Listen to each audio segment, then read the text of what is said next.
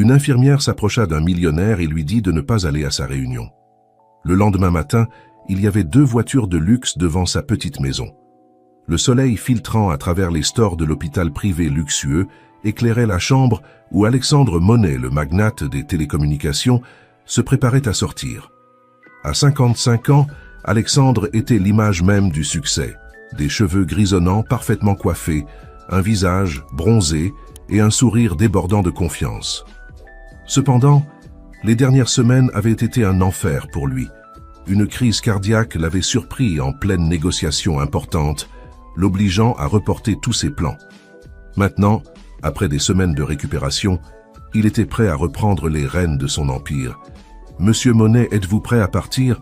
demanda le docteur Dupont, son médecin, en entrant dans la chambre. Alexandre acquiesça avec impatience. « Plus que prêt, docteur, j'ai une réunion cruciale cet après-midi et je ne peux pas me permettre de la manquer. » Le docteur Dupont fronça les sourcils. « Alexandre, vous savez que je vous ai recommandé de vous reposer encore une semaine. Votre cœur est encore faible et... »« Mon cœur va bien », interrompit Alexandre d'un ton sans réplique. « J'ai été enfermé ici pendant des semaines. Mon entreprise a besoin de moi. » Le médecin soupira, sachant qu'il était inutile de discuter avec son patient têtu. « Très bien, mais promettez-moi de prendre les choses calmement et de suivre toutes mes instructions. » Alexandre acquiesça distraitement, en finissant de boutonner sa chemise de designer. Son esprit était déjà à la réunion de l'après-midi, où il devait conclure un accord multimillionnaire qui changerait la direction de son entreprise. Alors que l'homme d'affaires signait les papiers de sa sortie, une jeune infirmière entra dans la chambre. Elle était belle, avec de longs cheveux châtains et des yeux verts qui semblaient cacher un secret.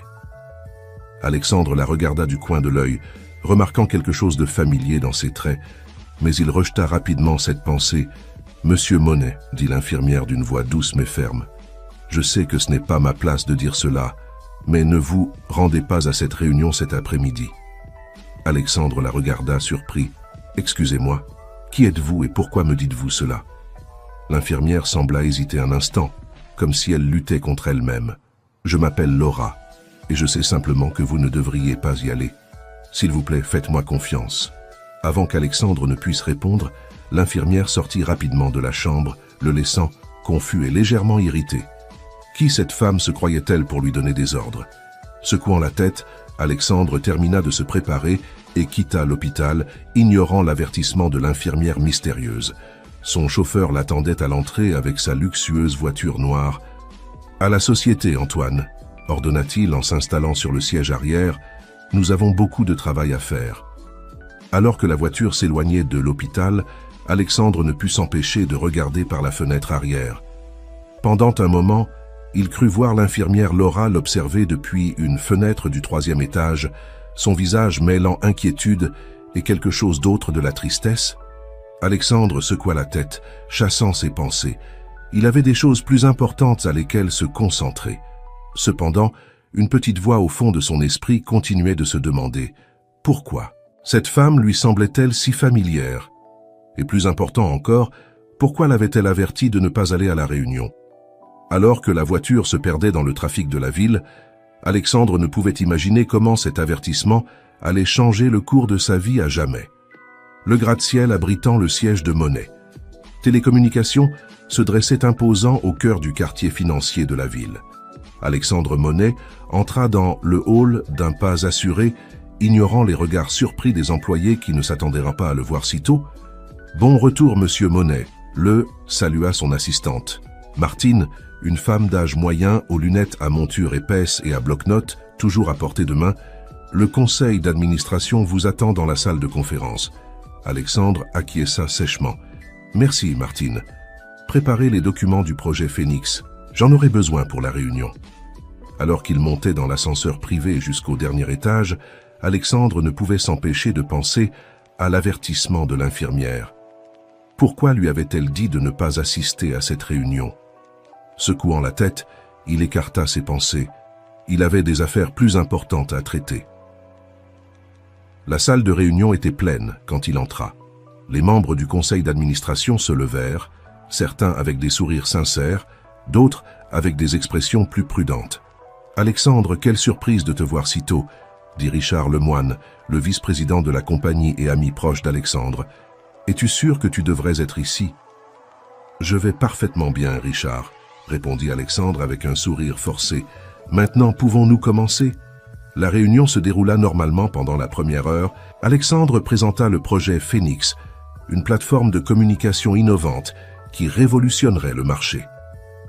Les membres du conseil écoutaient attentivement, posant des questions occasionnelles. Cependant, à mesure que la réunion progressait, Alexandre commença à remarquer quelque chose d'étrange. Des échanges de regards furtifs entre certains membres du conseil, des murmures à peine audibles, une tension dans l'air qu'il ne pouvait expliquer.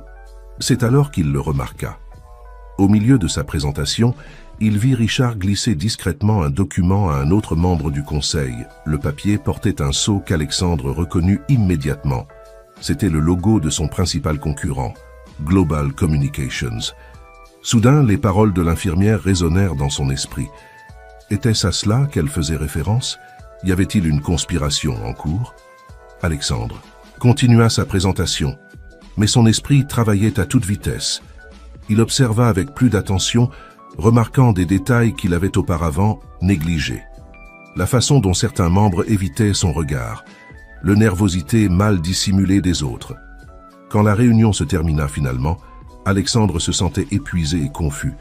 Quelque chose n'allait définitivement pas, mais il ne pouvait mettre le doigt dessus. « Excellente présentation, Alexandre », dit Richard en s'approchant avec un sourire qui ne parvenait pas à ses yeux. « Nous devrions fêter ton retour. Que dirais-tu d'un dîner demain chez moi ?» Alexandre acquiesça distraitement, son esprit encore en ébullition. « Bien sûr, Richard, demain. » Il quitta la salle de réunion en se sentant comme s'il avait vieilli de 10 ans en quelques heures. Les paroles de l'infirmière Laura résonnaient encore dans sa tête. Comment pouvait-elle savoir que quelque chose n'allait pas? Déterminé à aller au fond des choses, Alexandre se dirigea vers son bureau. Il devait examiner certains documents, passer quelques appels. Quelque chose ne collait pas, et il était déterminé à découvrir quoi. Alors qu'il s'asseyait à son bureau, il ne pouvait se débarrasser de la sensation d'être entré dans un jeu dangereux, un jeu dont il ne connaissait pas toutes les règles. L'avertissement de Laura n'était que le début. Maintenant, Alexandre Monet faisait face à un mystère qui menaçait de détruire tout ce qu'il avait construit. Et quelque part dans la ville, une jeune infirmière nommée Laura regardait par la fenêtre de son petit appartement, se demandant si elle avait bien fait d'avertir un homme qu'elle ne connaissait pas, mais qui lui semblait étrangement familier. Le soleil se couchait sur la ville. Lorsqu'Alexandre Monet entra dans son luxueux manoir, la journée avait été épuisante, tant physiquement qu'émotionnellement, et tout ce qu'il désirait était un whisky et la tranquillité de son bureau. Cependant, le destin avait d'autres plans pour lui.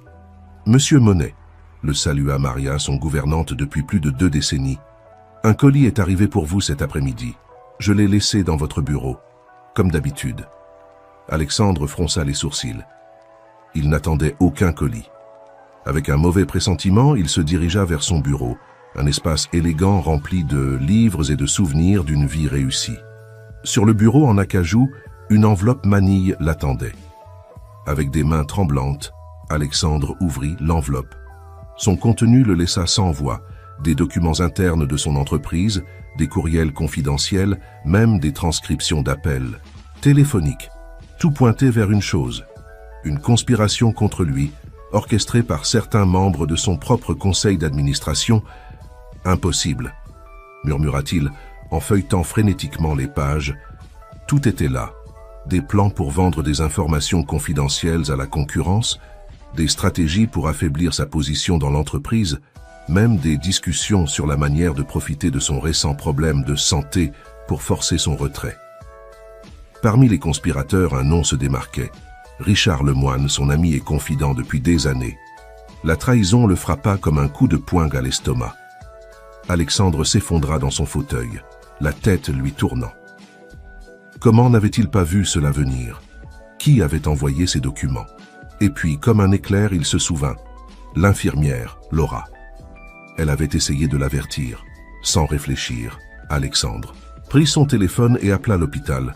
« Bonsoir, j'ai besoin de parler à une infirmière nommée Laura », dit-il avec urgence. « Elle travaillait à mon étage lorsque j'étais hospitalisé. » Il y eut une pause à l'autre bout du fil. « Je suis désolé, monsieur, mais nous n'avons aucune infirmière nommée Laura correspondant à cette description. » Alexandre sentit le sol se dérober sous ses pieds. Qui était vraiment cette femme? Et pourquoi avait-elle pris le risque de l'avertir? Décidé à trouver des réponses, Alexandre passa les heures suivantes à enquêter. Il utilisa tous ses contacts, remua ciel et terre, jusqu'à ce qu'il obtienne enfin une adresse. Il était presque minuit lorsqu'il arriva au modeste immeuble d'appartement où Laura supposément vivait. Il monta les escaliers, le cœur battant à tout rompre, ne sachant pas à quoi s'attendre. Il frappa à la porte de l'appartement 3B. Les secondes qui s'écoulèrent semblèrent éternelles jusqu'à ce que la porte s'ouvre, révélant la même jeune femme qu'il avait vue à l'hôpital. « Monsieur Monet », dit Laura. Surprise, mais pas totalement. « Je vous attendais. » Alexandre la regarda fixement, cherchant dans ses traits quelque chose qui explique la familiarité qu'il ressentait. « Qui es-tu vraiment? Et comment savais-tu pour la réunion ?» Laura soupira profondément, comme si elle s'apprêtait à révéler un secret longtemps gardé. « Entrez, s'il vous plaît. C'est une longue histoire, et je pense que nous aurons besoin d'être assis pour cela. » Alexandre entra dans le petit appartement, remarquant les photos sur les murs. Une en particulier attira son attention. Une jeune femme qui ressemblait étonnamment à Laura, mais qu'Alexandre reconnut immédiatement. « C'est », commença-t-il, incapable de finir sa phrase. « Ma mère », compléta Laura, « et votre ex-petite amie, Carmen Lefebvre. » Alexandre sentit le monde s'arrêter. Carmen, son premier amour, la femme qu'il croyait morte depuis plus de 2 décennies, et devant lui, une jeune femme qui était son portrait craché. « Je suis sa fille », dit Laura d'une voix tremblante. « Et vous, Alexandre Monet, êtes mon père. » Le silence qui suivit cette révélation fut assourdissant. Alexandre regarda Laura, voyant pour la première fois les traits qu'elle avait hérités de lui, la forme de son nez, la détermination dans son regard. Tout s'assemblait, et en même temps, rien n'avait de sens. Mais comment réussit-il finalement à articuler « Carmen est morte il y a 22 ans. J'ai moi-même assisté à ses funérailles. » Laura secoua la tête. « C'est ce que ma grand-mère voulait que vous croyiez. » La vérité est bien plus compliquée, et je crains qu'elle ne soit liée à la conspiration que vous affrontez en ce moment. Alexandre s'assit, sentant le poids des révélations l'écraser. Son monde, qu'il croyait si solide et contrôlé, s'effondrait devant ses yeux. « Raconte-moi tout », dit-il finalement, se préparant à une histoire qui changerait sa vie pour toujours. Et tandis que Laura commençait à démêler les secrets du passé, dehors, dans les rues de la ville, les ombres bougeaient. La conspiration contre Alexandre Monet était en marche, et personne ne pouvait prévoir les conséquences qu'elle aurait pour tous les impliqués. Le petit appartement de Laura devint le théâtre d'une histoire qui semblait tirée d'un roman.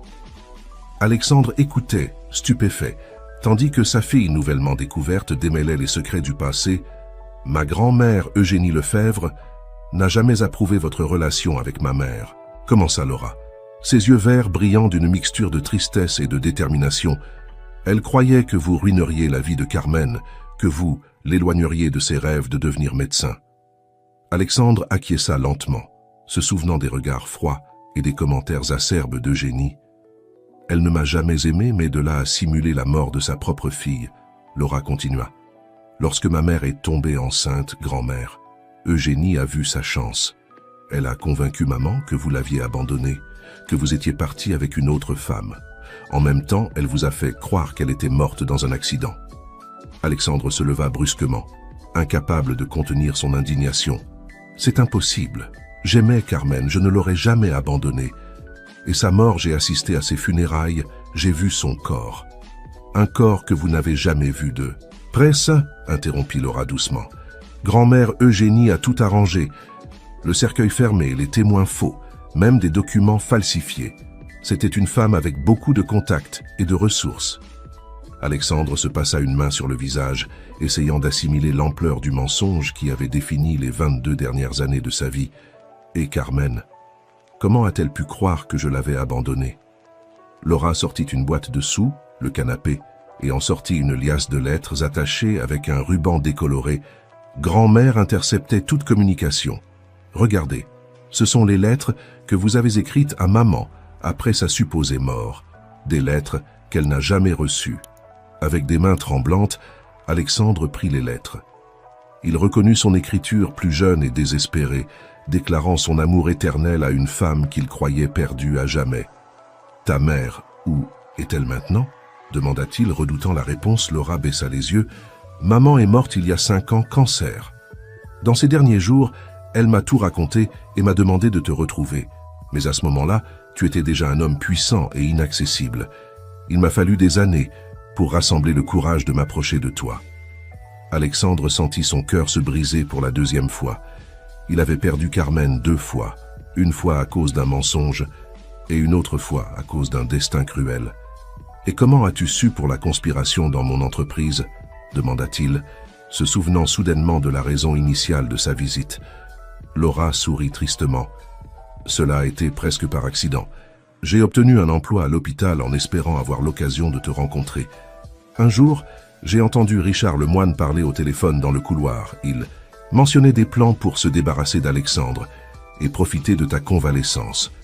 Je ne savais pas les détails, mais je savais que je devais te prévenir. » Alexandre s'enfonça dans le canapé, accablé par les révélations. Son esprit était un tourbillon d'émotions. Douleur pour la perte de Carmen, colère envers Eugénie, confusion face à la trahison de Richard, et une étrange combinaison de joie et de peur face à l'existence de Laura. « Il y a autre chose que tu dois savoir, » dit Laura en sortant une clé USB de sa poche. « Après avoir entendu Richard, j'ai mené ma propre enquête. Voici des preuves de la conspiration, des courriels, des enregistrements. Je pense qu'il prévoit de vendre l'entreprise dans ton dos. » Alexandre prit la clé USB, sentant son poids comme une bombe prête à exploser. « Laura, je ne sais pas quoi dire. Tu as pris de grands risques pour m'aider, pour me dire la vérité. » Laura s'approcha timidement et pour la première fois, prit la main d'Alexandre. « Tu es mon père. Malgré tout, d'une certaine manière, je l'ai toujours su, et maintenant que je t'ai trouvé, je ne veux plus te perdre. » Alexandre regarda dans les yeux de sa fille, voyant en eux le reflet de la femme qu'il avait autrefois aimée et de lui-même. En ce moment, il prit une décision. « Nous allons affronter cela ensemble, » dit-il avec détermination. « Dévoilons cette conspiration et ensuite, nous aurons le temps de nous connaître, de devenir la famille qui nous a été volée. » Laura sourit, les yeux brillants de larmes retenues. « Cela me semble parfait, papa. » Ce mot, si simple et pourtant si puissant, c'est là un pacte entre père et fille. Tandis que la nuit avançait, ils plongèrent dans les documents et les preuves, traçant un plan pour affronter les conspirateurs. Ce qu'aucun d'eux ne savait, c'est qu'à cet instant précis, Richard Lemoine et ses complices accéléraient leur plan. La bataille pour l'avenir de Monnaie Télécommunications allait bientôt commencer, et les enjeux étaient plus élevés que ce que quiconque aurait pu imaginer. Les jours suivants furent un tourbillon d'activités pour Alexandre et Laura père et fille travaillèrent sans relâche, analysant chaque document, chaque courriel, chaque indice pouvant les aider à démasquer la conspiration. Alexandre se déplaçait avec précaution dans l'entreprise, feignant l'ignorance, tout en observant attentivement ses supposés alliés. Richard Lemoine, en particulier, semblait de plus en plus nerveux, lançant des regards furtifs et ayant des conversations à voix basse qui s'interrompèrent brusquement lorsqu'Alexandre s'approchait. Un après-midi, alors qu'ils examinaient les preuves dans l'appartement de Laura, Alexandre eut une épiphanie. « Le projet Phoenix », murmura-t-il en feuilletant des documents. « Ce n'est pas seulement une nouvelle plateforme de communication, c'est la clé de tout. » Laura le regarda, intriguée. « Que veux-tu dire ?» Alexandre étala plusieurs papiers sur la table. « Phoenix n'est pas seulement une amélioration, c'est un changement de paradigme. Si cela fonctionne comme nous l'avons conçu, cela révolutionnera toute l'industrie, et cela signifie que cela vaudrait une fortune pour la concurrence, » compléta Laura, comprenant soudainement. « Tu penses qu'il prévoit de vendre la technologie ?» Alexandre acquiesça gravement. « Pas seulement la technologie. Je pense qu'il prévoit de vendre toute l'entreprise, avec Phoenix comme joyau de la couronne. Et je parie que Global Communication est à l'acheteur. » Avec cette nouvelle perspective, père et fille redoublèrent d'efforts. Laura, utilisant ses compétences informatiques, qu'Alexandre découvrit avec fierté être considérable, parvint à accéder à des courriels chiffrés confirmant leurs soupçons. « Regarde ça », dit Laura une nuit, pointant l'écran de son ordinateur. « Ils ont programmé une réunion secrète dans 3 jours. Tous les conspirateurs seront là, y compris le PDG de Global Communication. » Alexandre sourit pour la première fois depuis des jours. « Parfait, c'est là que nous les prendrons. » Le plan qu'ils tracèrent était risqué, mais potentiellement dévastateur pour les conspirateurs. Alexandre annoncerait une conférence de presse surprise. Coïncidant avec la réunion secrète pendant ce temps, Laura s'infiltrerait sur le lieu de la réunion pour obtenir des preuves définitives. La nuit avant, l'opération Alexandre et Laura dînèrent ensemble dans le manoir Monet. C'était la première fois que Laura visitait la maison de son père, et elle ne put s'empêcher de se sentir submergée par l'opulence qui l'entourait. « Tu sais, » dit Alexandre en servant du vin, « je n'aurais jamais pensé retrouver la joie de partager un repas en famille. Ici, merci Laura de m'avoir rendu cela. » Laura sourit, émue. « Je n'aurais jamais imaginé non plus connaître un jour mon père. C'est comme si le destin nous avait donné une seconde chance. » Pendant qu'ils dînaient, la conversation coulait. Naturellement, Alexandre raconta des histoires de sa jeunesse avec Carmen, et Laura partagea des anecdotes de son enfance. Pour un moment, le poids de la conspiration et des secrets du passé disparut, ne laissant que la chaleur d'une famille nouvellement réunie. Cependant, la réalité de leur situation ne tarda pas à revenir. Alors qu'ils terminèrent le dessert, le téléphone d'Alexandre sonna. C'était un message texte de Richard. « Alexandre, nous devons parler. C'est urgent. Demain, 10h, dans mon bureau. » Alexandre montra le message à Laura. « Il semble qu'il suspecte quelque chose.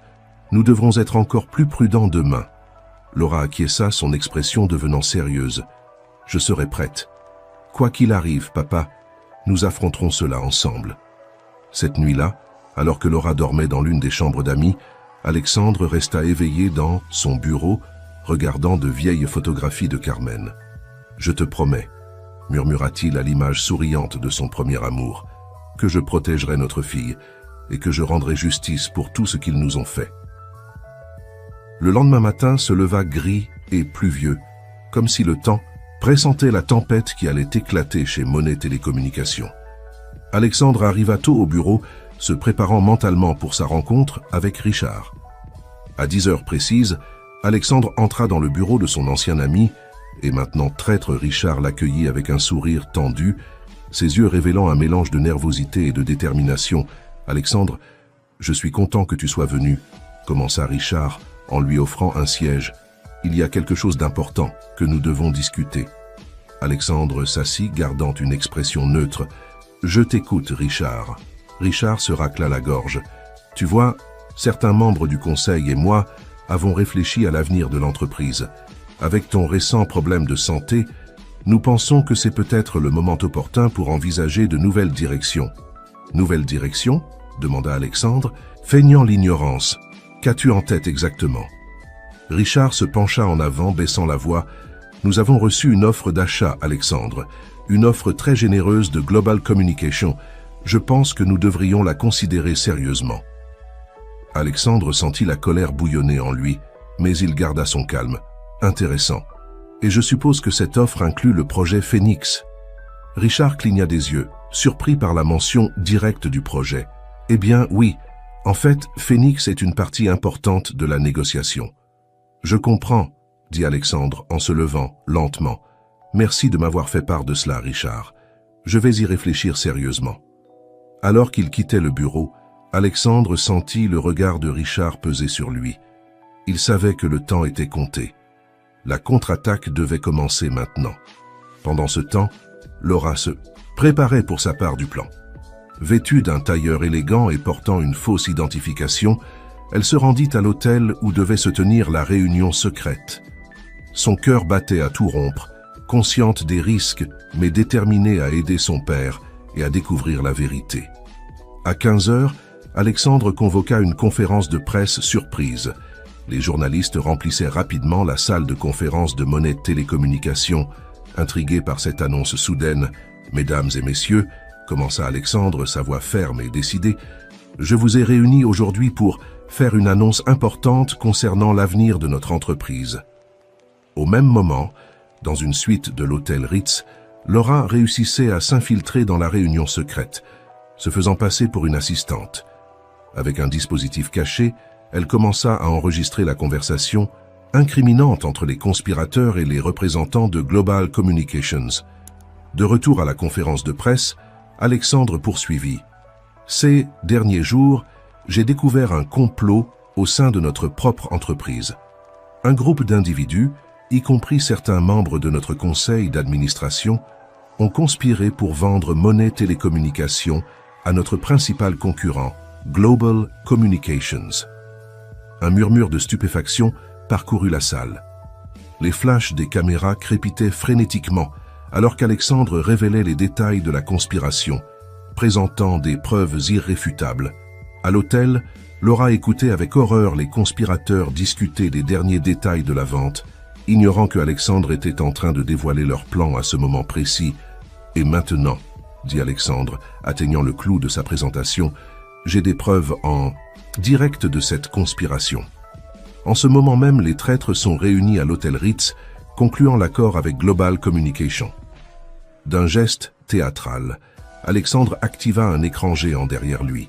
À la stupéfaction de tous les présents, une transmission en direct depuis la suite de l'hôtel apparut, montrant clairement Richard Lemoine et d'autres membres du conseil en pleine négociation avec les dirigeants de Global Communications. La salle explosa en un chaos de questions et d'exclamations.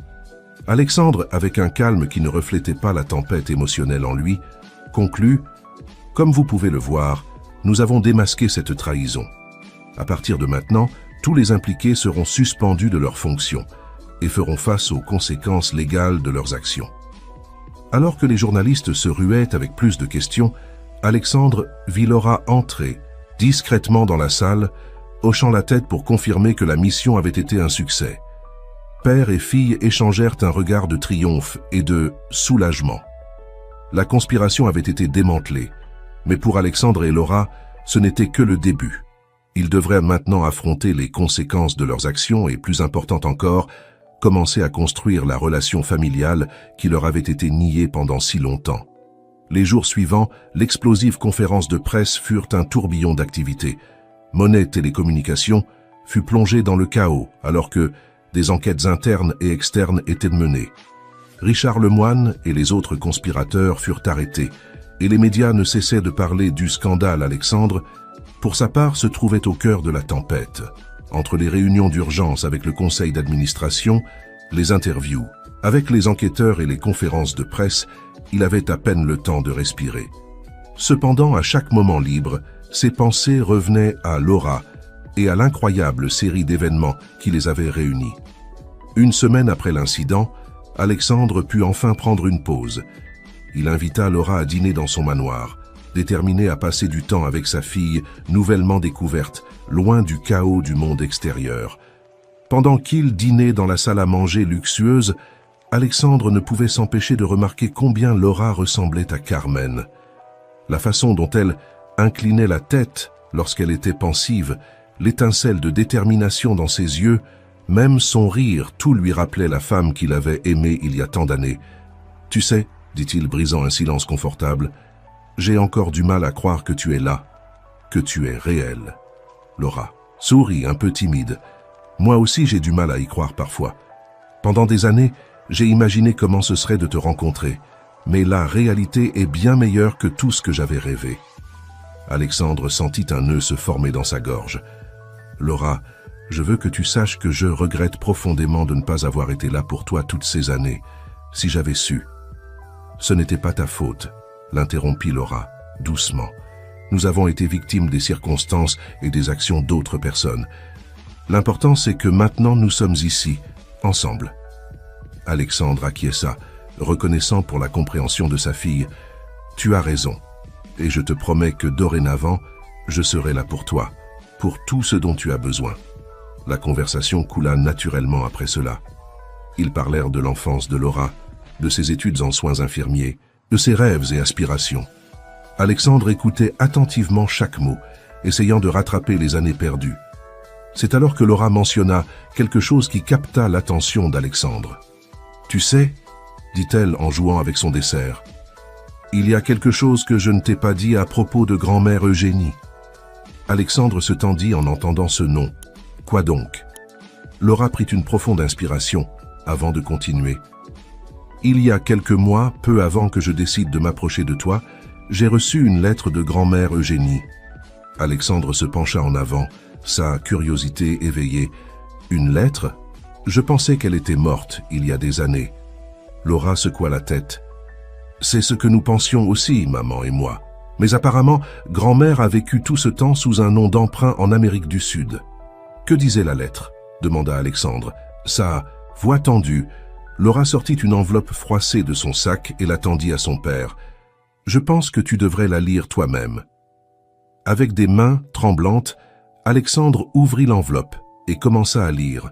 « Chère Laura, si tu lis ceci, cela signifie que j'ai enfin trouvé le courage de faire face aux erreurs de mon passé. Je sais que je ne mérite pas ton pardon, ni celui de ta mère, et certainement pas celui d'Alexandre. Mais avant que mon temps sur cette terre ne s'achève, je ressens le besoin d'expliquer mes actions. Il y a plus de 2 décennies, j'ai commis la plus grande erreur de ma vie en séparant tes parents. À l'époque, je croyais protéger Carmen d'un avenir incertain avec un homme ambitieux qui, pensais-je, l'abandonnerait éventuellement. Mais je me suis terriblement trompé. Au fil des années, j'ai vu comment mon mensonge a détruit non seulement le bonheur de Carmen et d'Alexandre, mais aussi le tien, ma chère petite fille. Le poids de cette culpabilité m'a poursuivi chaque jour depuis récemment. J'ai appris la conspiration contre Alexandre dans son entreprise. Utilisant mes vieux contacts, j'ai pu obtenir des informations cruciales sur les plans de Richard Lemoine et de ses complices. Ces informations sont incluses sur une clé USB jointe à cette lettre. Je sais que cela ne compense pas le mal que j'ai causé, mais j'espère que cela pourra servir à protéger Alexandre et peut-être ouvrir la voie pour que vous vous retrouviez. Laura, mon dernier, souhait est que tu trouves ton père et que tu lui racontes la vérité. Et si un jour, par miracle, il lit ces mots, « Alexandre, je suis profondément désolé. J'espère que tu pourras trouver dans ton cœur, sinon le pardon, au moins la compréhension que mes actions, bien que terriblement erronées, sont nées d'un amour mal compris. Avec tout mon regret et mon amour, Eugénie Lefebvre. » Alexandre laissa tomber la lettre, son esprit un tourbillon d'émotions. Colère, douleur, confusion et, étonnamment, une lueur de compréhension luttait pour dominer ses pensées. « Quand as-tu reçu cela ?» demanda-t-il finalement, sa voix à peine un murmure. « Il y a 3 mois, répondit Laura. C'est ce qui m'a donné l'impulsion finale pour te chercher. Les informations sur la clé USB ont été cruciales pour exposer la conspiration. » Alexandre se leva de table et se dirigea vers la fenêtre, regardant la nuit étoilée. Toutes ces années, toute cette douleur, cette perte, et maintenant ça.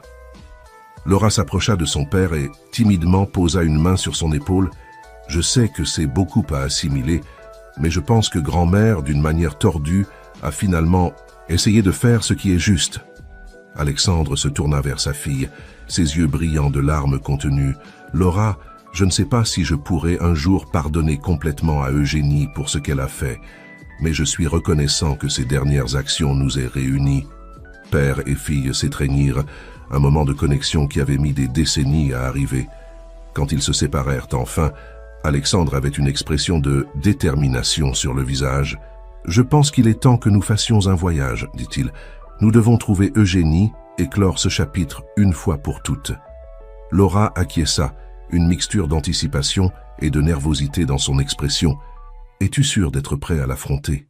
Alexandre prit les mains de sa fille dans les siennes. « Avec toi à mes côtés, je suis prêt à affronter n'importe quoi. » Alors qu'ils faisaient des plans pour leur voyage en Amérique du Sud, aucun des deux ne pouvait imaginer les surprises qui les attendaient encore. La recherche d'Eugénie Lefebvre ne révélerait pas seulement plus de secrets du passé, mais mettrait également à l'épreuve le lien nouvellement formé entre père et fille de façon qu'ils n'auraient jamais pu prévoir.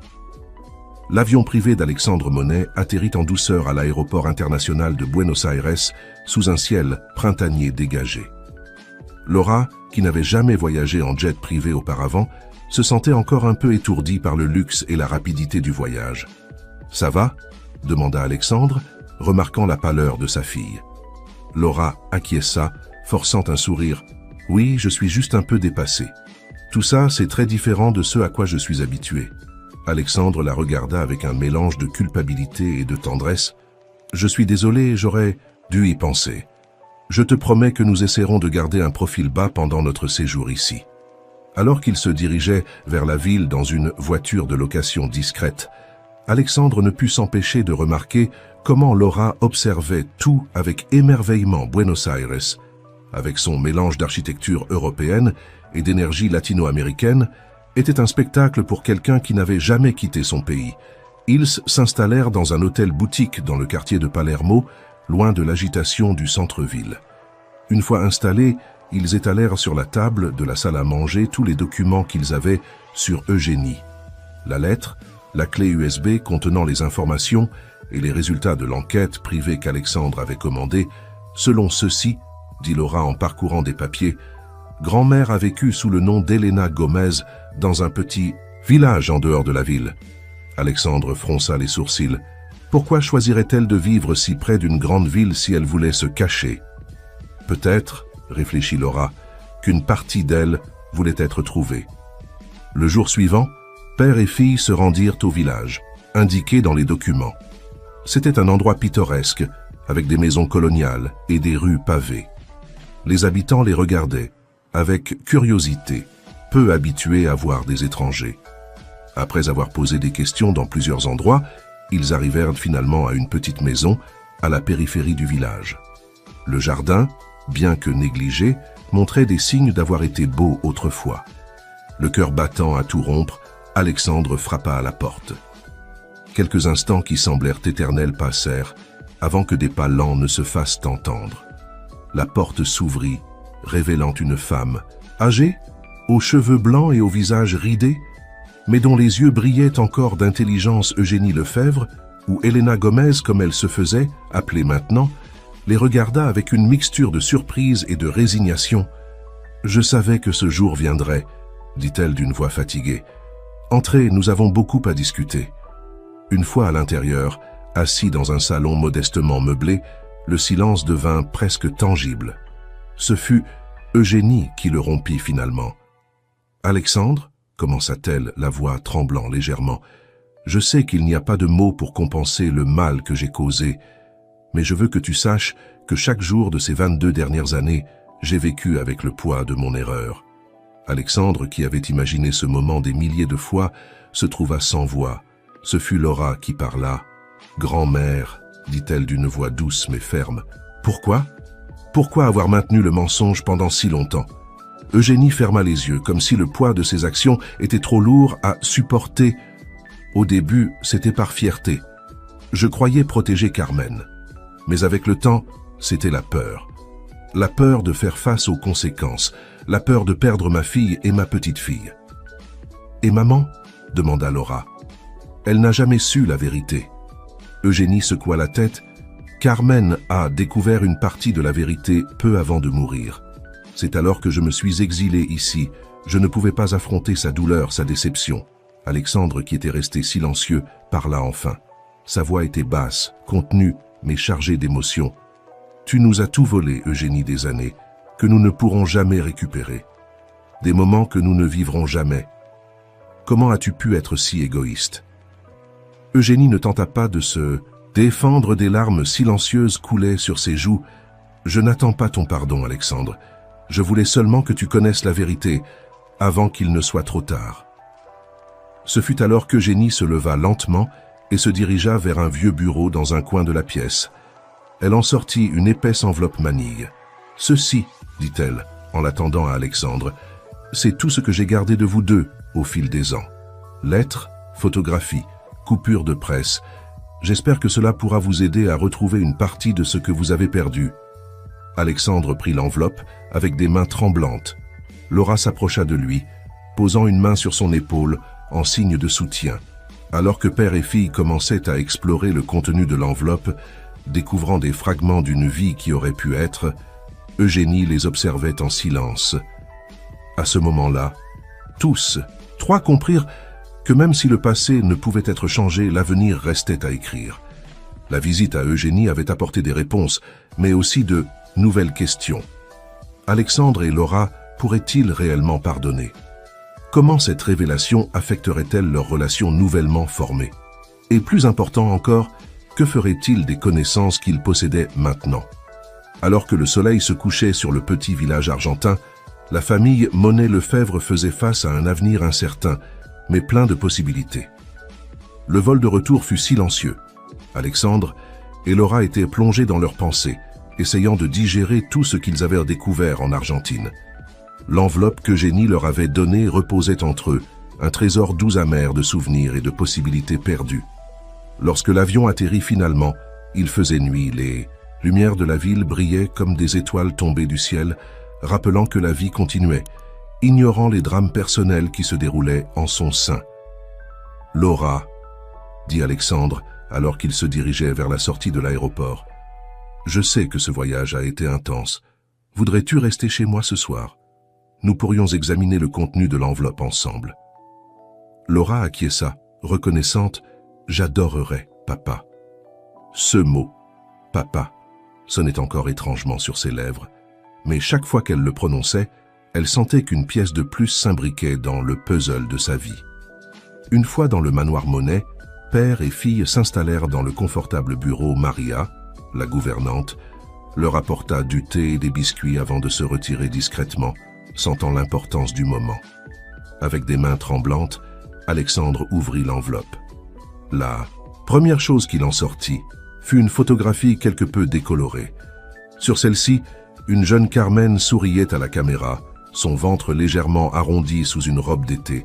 « Cela doit être maman quand elle était enceinte de moi », murmura Laura, touchant l'image avec révérence. Alexandre acquiesça, incapable de parler.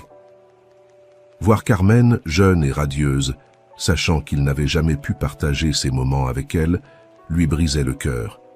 Ils continuèrent d'explorer le contenu de l'enveloppe, des lettres d'amour jamais délivrées, des coupures de presse sur les succès professionnels d'Alexandre, même une petite mèche de cheveux blonds qui ne pouvait appartenir qu'à Laura lorsqu'elle était bébé. À mesure que la nuit avançait, père et fille reconstruisirent l'histoire de leur famille, remplissant les vides avec chaque nouvelle pièce d'information. Ils rirent, pleurèrent et commencèrent peu à peu à guérir. Lorsque le soleil commença à pointer à l'horizon, Alexandre et Laura se retrouvèrent assis sur le balcon, observant le lever du soleil. « Tu sais, » dit Alexandre en rompant le silence confortable, « pendant des années, j'ai pensé que mon héritage serait Monet Télécommunications. Je croyais que c'était la chose la plus importante que je laisserais derrière moi. Mais maintenant... » « Maintenant quoi ?» demanda doucement Laura. Alexandre la regarda, ses yeux brillants d'une mixture d'amour et de détermination. « Maintenant, je sais que mon véritable héritage, c'est toi, Laura, et je veux passer le reste de ma vie à être le père que j'aurais toujours dû être. » Laura sentit les larmes monter à ses yeux. « Papa, je ne sais pas quoi dire. »« Tu n'as rien à dire, » répondit Alexandre en prenant sa main. « Promets-moi juste que tu me donneras à l'occasion de faire partie de ta vie, de te connaître vraiment. » Laura acquiesça, serrant la main de son père. « Je te le promets. » À cet instant, alors que le soleil montait dans le ciel, illuminant la ville qui s'éveillait, Alexandre Monet prit une décision. « Laura, dit-il, j'ai réfléchi. Je veux faire quelque chose de significatif avec tout ce que nous avons appris. Que dirais-tu si nous créions une fondation? Nous pourrions aider à réunir des familles séparées, offrir des bourses aux étudiants en soins infirmiers en l'honneur de ta mère. » Les yeux de Laura s'illuminèrent. « Ce serait merveilleux, papa. Et peut-être pourrions-nous inclure un programme pour aider les personnes âgées, comme grand-mère Eugénie? Des personnes qui ont commis des erreurs mais cherchent la rédemption? » Alexandre sourit, surpris et fier de la compassion de sa fille. « C'est une excellente idée, Laura. Je crois que ta mère serait très fière de toi. » À mesure que la journée avançait, père et fille commencèrent à esquisser les plans de leur nouvelle fondation. Ils décidèrent de l'appeler Fondation Nouveau Départ, en hommage au moment où ils avaient décidé de créer quelque chose de positif à partir de leur histoire douloureuse.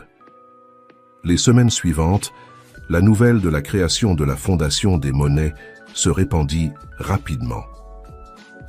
Les médias, qui étaient encore en train de digérer le scandale de la conspiration chez Monet Télécommunications, se précipitèrent sur cette nouvelle histoire. Alexandre et Laura se retrouvèrent de nouveau sous les projecteurs. Mais cette fois, pour des raisons positives, l'inauguration de la Fondation Nouveau Départ fut un événement émouvant. Alexandre et Laura partagèrent leur histoire publiquement pour la première fois, émouvant l'audience avec leurs récits de perte, de redécouverte et d'espoir. « Notre histoire, dit Alexandre dans son discours, est une histoire de seconde chance. Elle nous a appris qu'il n'est jamais trop tard pour corriger les erreurs du passé, pour tendre des ponts et reconstruire ce que l'on croyait perdu. Notre souhait est que cette fondation offre cette même opportunité à d'autres. » Laura, debout à côté de son père, ajouta « Nous voulons également honorer la mémoire de Carmen Lefebvre, une femme dont l'amour a transcendé même les barrières les plus difficiles. Son esprit de soin et de compassion vivra à travers chaque vie que nous toucherons avec cette fondation. » Parmi l'audience, des visages familiers et nouveaux se mélangeaient. Il y avait les anciens employés d'Alexandre, fiers de voir leur patron dans cette nouvelle étape de sa vie. Il y avait aussi des infirmières et des médecins de l'hôpital où Laura avait travaillé, émus de voir comment leurs collègues utilisaient sa nouvelle position pour faire le bien. Et dans la dernière rangée, presque cachée parmi la foule, une figure familière observait tout avec des larmes aux yeux. Eugénie Lefebvre, qui avait voyagé en secret depuis l'Argentine, contemplait avec un mélange de regret et de fierté comment sa petite fille et l'homme qu'elle avait autrefois séparé de sa fille étaient maintenant unis, créant quelque chose de beau à partir de la douleur qu'elle avait causée. Lorsque la cérémonie prit fin et que les gens commencèrent à se disperser, Eugénie s'approcha timidement d'Alexandre et de Laura. « Je ne savais pas si je serais la bienvenue, dit-elle d'une voix tremblante, mais je devais venir, je devais voir cela de mes propres yeux. » Laura fut la première à réagir, étreignant sa grand-mère avec force. « Je suis contente que tu sois là, murmura-t-elle Alexandre. Après un moment d'hésitation, tendit la main à Eugénie. « Merci d'être venue, dit-il simplement. Ce n'était pas un pardon, pas encore, mais c'était un début cette nuit-là. Alors que la ville sombrait dans l'obscurité, Alexandre se retrouva une fois de plus sur le balcon de son manoir. Laura le rejoignit, tous deux contemplant les lumières de la ville, dans un silence confortable.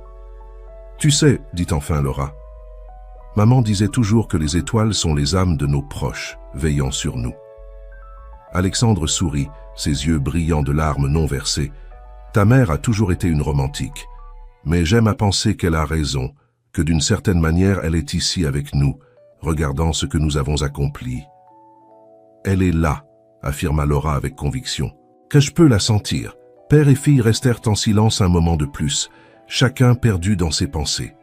Finalement, Alexandre parla. « Laura, je sais que je ne peux pas récupérer les années que nous avons perdues, mais je veux que tu saches que, quoi qu'il arrive, je serai toujours là pour toi. Tu es ce qui compte le plus pour moi. » Laura posa sa tête sur l'épaule de son père. « Je le sais, papa. Et toi, est ce qui compte le plus pour moi. Je suis reconnaissante que, malgré tout, nous ayons trouvé le chemin l'un vers l'autre. » Tandis que la nuit avançait, Alexandre et Laura Monet restèrent ensemble, contemplant l'avenir avec espoir et détermination. Ils savaient que le chemin à venir ne serait pas facile, qu'il y aurait encore des obstacles à surmonter et des blessures à guérir. Mais ils savaient aussi que, tant qu'ils se tenaient l'un à l'autre, ils pouvaient affronter tous les défis que la vie leur réservait. Et quelque part, au-delà des étoiles, Carmen Lefebvre souriait, sachant que son amour avait triomphé de toutes les adversités, réunissant enfin la famille dont elle avait toujours rêvé. Une infirmière s'approcha d'un millionnaire et lui dit de ne pas aller à sa réunion. Le lendemain matin, il y avait 2 voitures de luxe devant sa petite maison. Le soleil filtrant à travers les stores de l'hôpital privé luxueux éclairait la chambre où Alexandre Monet, le magnate des télécommunications, se préparait à sortir. À 55 ans, Alexandre était l'image même du succès. Des cheveux grisonnants parfaitement coiffés, un visage bronzé et un sourire débordant de confiance. Cependant, les dernières semaines avaient été un enfer pour lui. Une crise cardiaque l'avait surpris en pleine négociation importante, l'obligeant à reporter tous ses plans. Maintenant, après des semaines de récupération, il était prêt à reprendre les rênes de son empire. « Monsieur Monet, êtes-vous prêt à partir ?» demanda le docteur Dupont, son médecin, en entrant dans la chambre. Alexandre acquiesça avec impatience. « Plus que prêt, docteur, j'ai une réunion cruciale cet après-midi et je ne peux pas me permettre de la manquer. » Le docteur Dupont fronça les sourcils. « Alexandre, vous savez que je vous ai recommandé de vous reposer encore une semaine. Votre cœur est encore faible et... »« Mon cœur va bien », interrompit Alexandre d'un ton sans réplique. « J'ai été enfermé ici pendant des semaines. Mon entreprise a besoin de moi. » Le médecin soupira, sachant qu'il était inutile de discuter avec son patient têtu. « Très bien, mais promettez-moi de prendre les choses calmement et de suivre toutes mes instructions. » Alexandre acquiesça distraitement, en finissant de boutonner sa chemise de designer. Son esprit était déjà à la réunion de l'après-midi, où il devait conclure un accord multimillionnaire qui changerait la direction de son entreprise. Alors que l'homme d'affaires signait les papiers de sa sortie, une jeune infirmière entra dans la chambre. Elle était belle, avec de longs cheveux châtains et des yeux verts qui semblaient cacher un secret. Alexandre la regarda du coin de l'œil, remarquant quelque chose de familier dans ses traits, mais il rejeta rapidement cette pensée. « Monsieur Monet, » dit l'infirmière d'une voix douce mais ferme, « je sais que ce n'est pas ma place de dire cela, mais ne vous rendez pas à cette réunion cet après-midi. » Alexandre la regarda surpris. « Excusez-moi, qui êtes-vous et pourquoi me dites-vous cela ?» L'infirmière sembla hésiter un instant, comme si elle luttait contre elle-même. « Je m'appelle Laura, et je sais simplement que vous ne devriez pas y aller. S'il vous plaît, faites-moi confiance. » Avant qu'Alexandre ne puisse répondre, l'infirmière sortit rapidement de la chambre, le laissant confus et légèrement irrité. Qui cette femme se croyait-elle pour lui donner des ordres? Secouant la tête, Alexandre termina de se préparer et quitta l'hôpital, ignorant l'avertissement de l'infirmière mystérieuse. Son chauffeur l'attendait à l'entrée avec sa luxueuse voiture noire. « À la société, Antoine », ordonna-t-il en s'installant sur le siège arrière, « nous avons beaucoup de travail à faire. » Alors que la voiture s'éloignait de l'hôpital, Alexandre ne put s'empêcher de regarder par la fenêtre arrière. Pendant un moment, il crut voir l'infirmière Laura l'observer depuis une fenêtre du 3e étage, son visage mêlant inquiétude et quelque chose d'autre de la tristesse. Alexandre secoua la tête, chassant ses pensées. Il avait des choses plus importantes à lesquelles se concentrer. Cependant, une petite voix au fond de son esprit continuait de se demander « Pourquoi ?» Cette femme lui semblait-elle si familière? Et plus important encore, pourquoi l'avait-elle averti de ne pas aller à la réunion? Alors que la voiture se perdait dans le trafic de la ville, Alexandre ne pouvait imaginer comment cet avertissement allait changer le cours de sa vie à jamais. Le gratte-ciel abritant le siège de Monet. Télécommunications se dressait imposant au cœur du quartier financier de la ville. Alexandre Monet entra dans le hall d'un pas assuré, ignorant les regards surpris des employés qui ne s'attendirent pas à le voir si tôt. « Bon retour, monsieur Monet », salua son assistante. Martine, une femme d'âge moyen, aux lunettes à monture épaisse et à bloc-notes, toujours à portée de main, « Le conseil d'administration vous attend dans la salle de conférence. » Alexandre acquiesça sèchement. « Merci, Martine. Préparez les documents du projet Phoenix. J'en aurai besoin pour la réunion. » Alors qu'il montait dans l'ascenseur privé jusqu'au dernier étage, Alexandre ne pouvait s'empêcher de penser à l'avertissement de l'infirmière. Pourquoi lui avait-elle dit de ne pas assister à cette réunion? Secouant la tête, il écarta ses pensées. Il avait des affaires plus importantes à traiter. La salle de réunion était pleine quand il entra. Les membres du conseil d'administration se levèrent, certains avec des sourires sincères, d'autres avec des expressions plus prudentes. « Alexandre, quelle surprise de te voir si tôt !» dit Richard Lemoine, le vice-président de la compagnie et ami proche d'Alexandre. « Es-tu sûr que tu devrais être ici ?»« Je vais parfaitement bien, Richard, » répondit Alexandre avec un sourire forcé. « Maintenant, pouvons-nous commencer ?» La réunion se déroula normalement pendant la première heure. Alexandre présenta le projet Phoenix, une plateforme de communication innovante qui révolutionnerait le marché. Les membres du conseil écoutaient attentivement, posant des questions occasionnelles. Cependant, à mesure que la réunion progressait, Alexandre commença à remarquer quelque chose d'étrange. Des échanges de regards furtifs entre certains membres du conseil, des murmures à peine audibles, une tension dans l'air qu'il ne pouvait expliquer. C'est alors qu'il le remarqua. Au milieu de sa présentation, il vit Richard glisser discrètement un document à un autre membre du conseil. Le papier portait un sceau qu'Alexandre reconnut immédiatement. C'était le logo de son principal concurrent, Global Communications. Soudain, les paroles de l'infirmière résonnèrent dans son esprit. Était-ce à cela qu'elle faisait référence? Y avait-il une conspiration en cours? Alexandre continua sa présentation, mais son esprit travaillait à toute vitesse. Il observa avec plus d'attention, remarquant des détails qu'il avait auparavant négligés. La façon dont certains membres évitaient son regard, le nervosité mal dissimulée des autres. Quand la réunion se termina finalement, Alexandre se sentait épuisé et confus. Quelque chose n'allait définitivement pas, mais il ne pouvait mettre le doigt dessus. « Excellente présentation, Alexandre », dit Richard en s'approchant avec un sourire qui ne parvenait pas à ses yeux. « Nous devrions fêter ton retour. Que dirais-tu d'un dîner demain chez moi ?» Alexandre acquiesça distraitement, son esprit encore en ébullition. « Bien sûr, Richard, demain. » Il quitta la salle de réunion en se sentant comme s'il avait vieilli de 10 ans en quelques heures. Les paroles de l'infirmière Laura résonnaient encore dans sa tête. Comment pouvait-elle savoir que quelque chose n'allait pas? Déterminé à aller au fond des choses, Alexandre se dirigea vers son bureau. Il devait examiner certains documents, passer quelques appels. Quelque chose ne collait pas, et il était déterminé à découvrir quoi. Alors qu'il s'asseyait à son bureau, il ne pouvait se débarrasser de la sensation d'être entré dans un jeu dangereux, un jeu dont il ne connaissait pas toutes les règles. L'avertissement de Laura n'était que le début. Maintenant, Alexandre Monet faisait face à un mystère qui menaçait de détruire tout ce qu'il avait construit.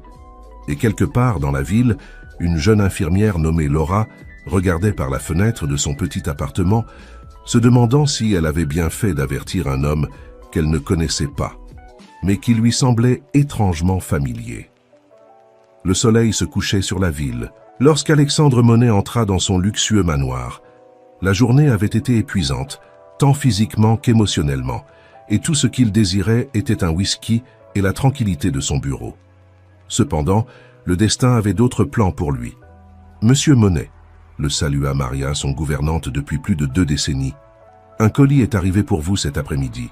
Je l'ai laissé dans votre bureau, comme d'habitude. » Alexandre fronça les sourcils. Il n'attendait aucun colis. Avec un mauvais pressentiment, il se dirigea vers son bureau, un espace élégant rempli de livres et de souvenirs d'une vie réussie. Sur le bureau en acajou, une enveloppe manille l'attendait. Avec des mains tremblantes, Alexandre ouvrit l'enveloppe. Son contenu le laissa sans voix, des documents internes de son entreprise, des courriels confidentiels, même des transcriptions d'appels téléphoniques. Tout pointait vers une chose, une conspiration contre lui, orchestrée par certains membres de son propre conseil d'administration. « Impossible », murmura-t-il en feuilletant frénétiquement les pages. Tout était là, des plans pour vendre des informations confidentielles à la concurrence, des stratégies pour affaiblir sa position dans l'entreprise, même des discussions sur la manière de profiter de son récent problème de santé pour forcer son retrait. Parmi les conspirateurs, un nom se démarquait. Richard Lemoine, son ami et confident depuis des années. La trahison le frappa comme un coup de poing à l'estomac. Alexandre s'effondra dans son fauteuil, la tête lui tournant. Comment n'avait-il pas vu cela venir? Qui avait envoyé ces documents? Et puis, comme un éclair, il se souvint. L'infirmière, Laura. Elle avait essayé de l'avertir.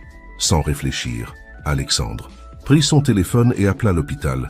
« Bonsoir, j'ai besoin de parler à une infirmière nommée Laura », dit-il avec urgence. « Elle travaillait à mon étage lorsque j'étais hospitalisé. » Il y eut une pause à l'autre bout du fil. « Je suis désolé, monsieur, mais nous n'avons aucune infirmière nommée Laura correspondant à cette description. » Alexandre sentit le sol se dérober sous ses pieds. Qui était vraiment cette femme? Et pourquoi avait-elle pris le risque de l'avertir? Décidé à trouver des réponses, Alexandre passa les heures suivantes à enquêter. Il utilisa tous ses contacts, remua ciel et terre, jusqu'à ce qu'il obtienne enfin une adresse. Il était presque minuit lorsqu'il arriva au modeste immeuble d'appartement où Laura supposément vivait. Il monta les escaliers. le cœur battant à tout rompre, ne sachant pas à quoi s'attendre. Il frappa à la porte de l'appartement 3B. Les secondes qui s'écoulèrent semblèrent éternelles jusqu'à ce que la porte s'ouvre, révélant la même jeune femme qu'il avait vue à l'hôpital. « Monsieur Monet », dit Laura. Surprise, mais pas totalement. « Je vous attendais. » Alexandre la regarda fixement, cherchant dans ses traits quelque chose qui explique la familiarité qu'il ressentait. « Qui es-tu vraiment? Et comment savais-tu pour la réunion ?» Laura soupira profondément, comme si elle s'apprêtait à révéler un secret longtemps gardé. « Entrez, s'il vous plaît. C'est une longue histoire, et je pense que nous aurons besoin d'être assis pour cela. » Alexandre entra dans le petit appartement, remarquant les photos sur les murs. Une en particulier attira son attention. Une jeune femme qui ressemblait étonnamment à Laura, mais qu'Alexandre reconnut immédiatement. « C'est », commença-t-il, incapable de finir sa phrase. « Ma mère », compléta Laura, « et votre ex-petite amie, Carmen Lefebvre. » Alexandre sentit le monde s'arrêter. Carmen, son premier amour, la femme qu'il croyait morte depuis plus de 2 décennies, et devant lui, une jeune femme qui était son portrait craché. « Je suis sa fille », dit Laura d'une voix tremblante. « Et vous, Alexandre Monet, êtes mon père. » Le silence qui suivit cette révélation fut assourdissant.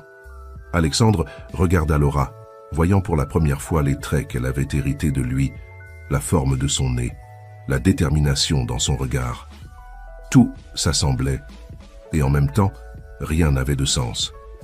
Mais comment réussit-il finalement à articuler « Carmen est morte il y a 22 ans. J'ai moi-même assisté à ses funérailles. » Laura secoua la tête. « C'est ce que ma grand-mère voulait que vous croyiez. La vérité est bien plus compliquée, et je crains qu'elle ne soit liée à la conspiration que vous affrontez en ce moment. » Alexandre s'assit, sentant le poids des révélations l'écraser. Son monde, qu'il croyait si solide et contrôlé, s'effondrait devant ses yeux. « Raconte-moi tout, » dit-il finalement, se préparant à une histoire qui changerait sa vie pour toujours. Et tandis que Laura commençait à démêler les secrets du passé, dehors, dans les rues de la ville, les ombres bougeaient. La conspiration contre Alexandre Monet était en marche, et personne ne pouvait prévoir les conséquences qu'elle aurait pour tous les impliqués.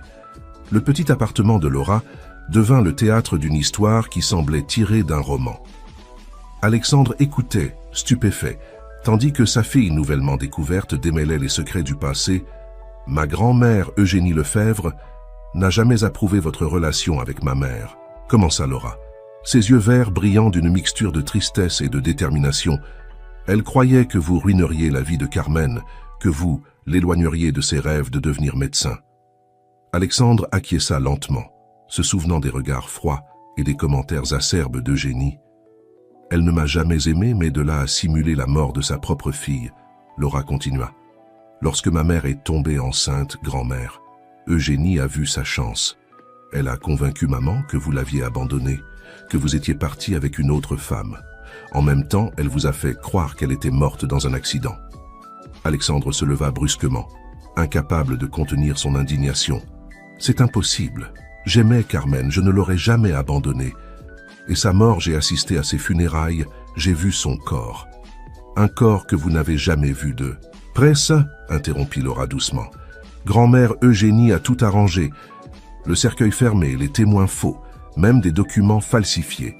C'était une femme avec beaucoup de contacts et de ressources. » Alexandre se passa une main sur le visage, essayant d'assimiler l'ampleur du mensonge qui avait défini les 22 dernières années de sa vie.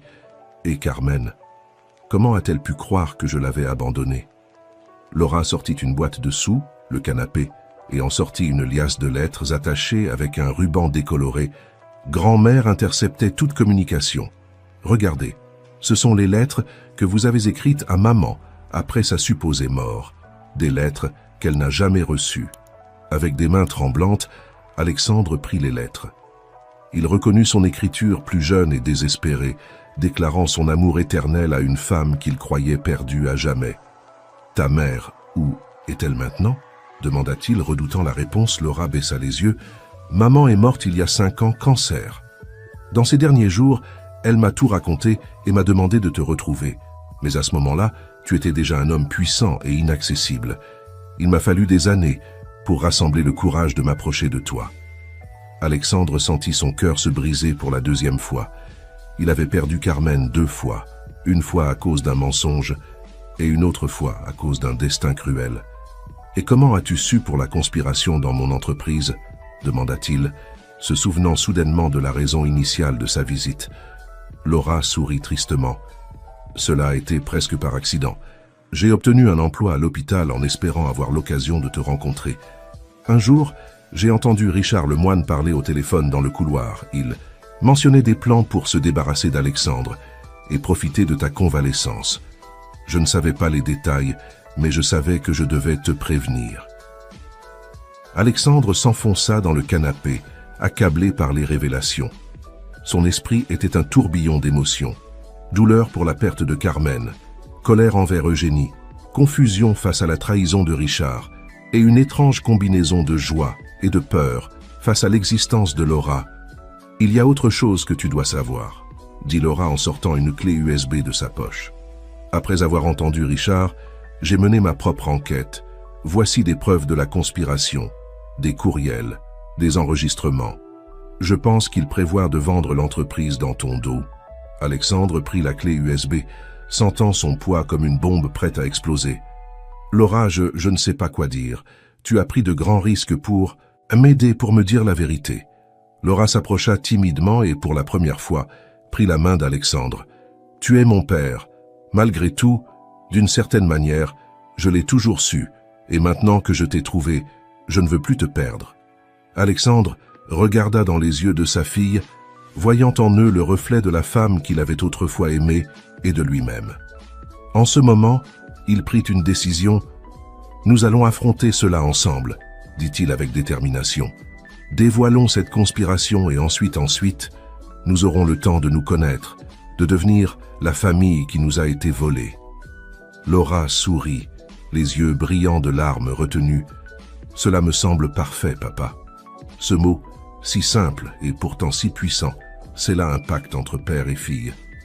Tandis que la nuit avançait, ils plongèrent dans les documents et les preuves, traçant un plan pour affronter les conspirateurs. Ce qu'aucun d'eux ne savait, c'est qu'à cet instant précis, Richard Lemoine et ses complices accéléraient leur plan. La bataille pour l'avenir de Monnaie Télécommunications allait bientôt commencer, et les enjeux étaient plus élevés que ce que quiconque aurait pu imaginer. Les jours suivants furent un tourbillon d'activités pour Alexandre et Laura père et fille travaillèrent sans relâche, analysant chaque document, chaque courriel, chaque indice pouvant les aider à démasquer la conspiration. Alexandre se déplaçait avec précaution dans l'entreprise, feignant l'ignorance, tout en observant attentivement ses supposés alliés. Richard Lemoine, en particulier, semblait de plus en plus nerveux, lançant des regards furtifs et ayant des conversations à voix basse qui s'interrompèrent brusquement lorsqu'Alexandre s'approchait. Un après-midi, alors qu'ils examinaient les preuves dans l'appartement de Laura, Alexandre eut une épiphanie. « Le projet Phoenix », murmura-t-il en feuilletant des documents. « Ce n'est pas seulement une nouvelle plateforme de communication, c'est la clé de tout. » Laura le regarda, intriguée. « Que veux-tu dire ?» Alexandre étala plusieurs papiers sur la table. « Phoenix n'est pas seulement une amélioration, c'est un changement de paradigme. Si cela fonctionne comme nous l'avons conçu, cela révolutionnera toute l'industrie, et cela signifie que cela vaudrait une fortune pour la concurrence, » compléta Laura, comprenant soudainement. « Tu penses qu'il prévoit de vendre la technologie ?» Alexandre acquiesça gravement. « Pas seulement la technologie. Je pense qu'il prévoit de vendre toute l'entreprise, avec Phoenix comme joyau de la couronne. Et je parie que Global Communication est à l'acheteur. » Avec cette nouvelle perspective, père et fille redoublèrent d'efforts. Laura, utilisant ses compétences informatiques, qu'Alexandre découvrit avec fierté être considérables, parvint à accéder à des courriels chiffrés confirmant leurs soupçons. « Regarde ça, » dit Laura une nuit, pointant l'écran de son ordinateur. « Ils ont programmé une réunion secrète dans 3 jours. Tous les conspirateurs seront là, y compris le PDG de Global Communication. » Alexandre sourit pour la première fois depuis des jours. « Parfait, c'est là que nous les prendrons. » Le plan qu'ils tracèrent était risqué, mais potentiellement dévastateur pour les conspirateurs. Alexandre annoncerait une conférence de presse surprise. Coïncidant avec la réunion secrète pendant ce temps, Laura s'infiltrerait sur le lieu de la réunion pour obtenir des preuves définitives. La nuit avant, l'opération Alexandre et Laura dînèrent ensemble dans le manoir Monet. C'était la première fois que Laura visitait la maison de son père, et elle ne put s'empêcher de se sentir submergée par l'opulence qui l'entourait. « Tu sais, » dit Alexandre en servant du vin, « je n'aurais jamais pensé retrouver la joie de partager un repas en famille. Ici, merci Laura de m'avoir rendu cela. » Laura sourit, émue. « Je n'aurais jamais imaginé non plus connaître un jour mon père. C'est comme si le destin nous avait donné une seconde chance. » Pendant qu'ils dînaient, la conversation coulait. Naturellement, Alexandre raconta des histoires de sa jeunesse avec Carmen, et Laura partagea des anecdotes de son enfance.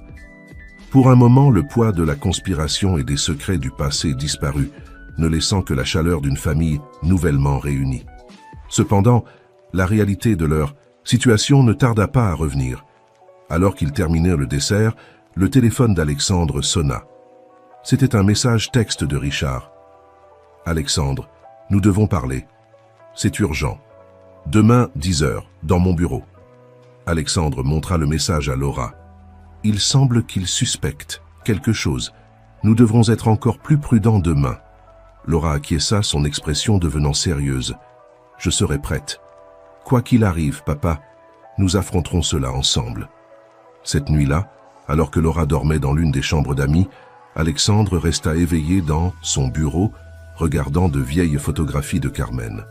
« Je te promets, » murmura-t-il à l'image souriante de son premier amour, « que je protégerai notre fille et que je rendrai justice pour tout ce qu'ils nous ont fait. » Le lendemain matin se leva gris et pluvieux, comme si le temps pressentait la tempête qui allait éclater chez Monet Télécommunications. Alexandre arriva tôt au bureau, se préparant mentalement pour sa rencontre avec Richard. À 10h précises, Alexandre entra dans le bureau de son ancien ami, et maintenant traître Richard l'accueillit avec un sourire tendu, ses yeux révélant un mélange de nervosité et de détermination. « Alexandre, je suis content que tu sois venu, » commença Richard en lui offrant un siège. « Il y a quelque chose d'important que nous devons discuter. » Alexandre s'assit, gardant une expression neutre. « Je t'écoute, Richard. » Richard se racla la gorge. « Tu vois, certains membres du conseil et moi avons réfléchi à l'avenir de l'entreprise. Avec ton récent problème de santé, nous pensons que c'est peut-être le moment opportun pour envisager de nouvelles directions. » « Nouvelles directions ?» demanda Alexandre, feignant l'ignorance. « Qu'as-tu en tête exactement ?» Richard se pencha en avant, baissant la voix. « Nous avons reçu une offre d'achat, Alexandre. Une offre très généreuse de Global Communication. Je pense que nous devrions la considérer sérieusement. » Alexandre sentit la colère bouillonner en lui, mais il garda son calme. « Intéressant. Et je suppose que cette offre inclut le projet Phoenix. » Richard cligna des yeux, surpris par la mention directe du projet. « Eh bien, oui. En fait, Phoenix est une partie importante de la négociation. »« Je comprends, » dit Alexandre en se levant, lentement. « Merci de m'avoir fait part de cela, Richard. Je vais y réfléchir sérieusement. » Alors qu'il quittait le bureau, Alexandre sentit le regard de Richard peser sur lui. Il savait que le temps était compté. La contre-attaque devait commencer maintenant. Pendant ce temps, Laura se préparait pour sa part du plan. Vêtue d'un tailleur élégant et portant une fausse identification, elle se rendit à l'hôtel où devait se tenir la réunion secrète. Son cœur battait à tout rompre, consciente des risques, mais déterminée à aider son père et à découvrir la vérité. À 15h, Alexandre convoqua une conférence de presse surprise. Les journalistes remplissaient rapidement la salle de conférence de Monet Télécommunications. Intrigué par cette annonce soudaine, « Mesdames et messieurs, » commença Alexandre, sa voix ferme et décidée, « je vous ai réunis aujourd'hui pour faire une annonce importante concernant l'avenir de notre entreprise. » Au même moment, dans une suite de l'hôtel Ritz, Laura réussissait à s'infiltrer dans la réunion secrète, se faisant passer pour une assistante. Avec un dispositif caché, elle commença à enregistrer la conversation incriminante entre les conspirateurs et les représentants de Global Communications. De retour à la conférence de presse, Alexandre poursuivit. « Ces derniers jours, j'ai découvert un complot au sein de notre propre entreprise. Un groupe d'individus, y compris certains membres de notre conseil d'administration, ont conspiré pour vendre Monet Télécommunications à notre principal concurrent, Global Communications. Un murmure de stupéfaction parcourut la salle. Les flashs des caméras crépitaient frénétiquement alors qu'Alexandre révélait les détails de la conspiration, présentant des preuves irréfutables. À l'hôtel, Laura écoutait avec horreur les conspirateurs discuter des derniers détails de la vente, ignorant que Alexandre était en train de dévoiler leur plan à ce moment précis. « Et maintenant », dit Alexandre, atteignant le clou de sa présentation, « j'ai des preuves en direct de cette conspiration. » En ce moment même, les traîtres sont réunis à l'hôtel Ritz, concluant l'accord avec Global Communication. D'un geste théâtral, Alexandre activa un écran géant derrière lui. À la stupéfaction de tous les présents, une transmission en direct depuis la suite de l'hôtel apparut, montrant clairement Richard Lemoine et d'autres membres du conseil en pleine négociation avec les dirigeants de Global Communications.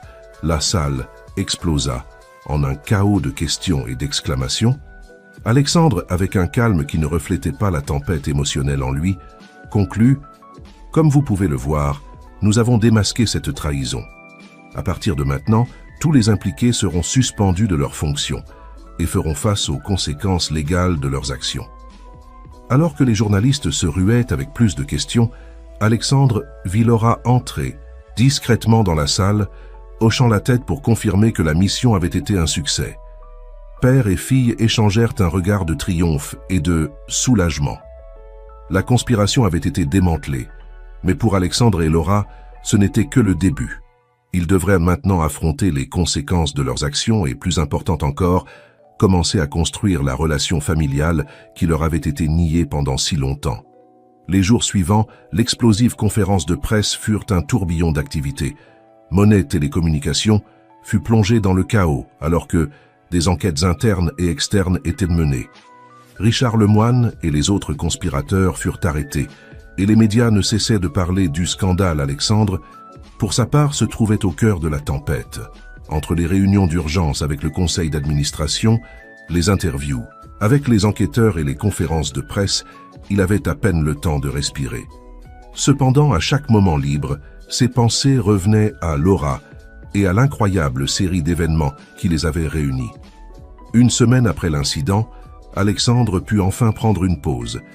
Il invita Laura à dîner dans son manoir, déterminé à passer du temps avec sa fille nouvellement découverte, loin du chaos du monde extérieur. Pendant qu'il dînait dans la salle à manger luxueuse, Alexandre ne pouvait s'empêcher de remarquer combien Laura ressemblait à Carmen.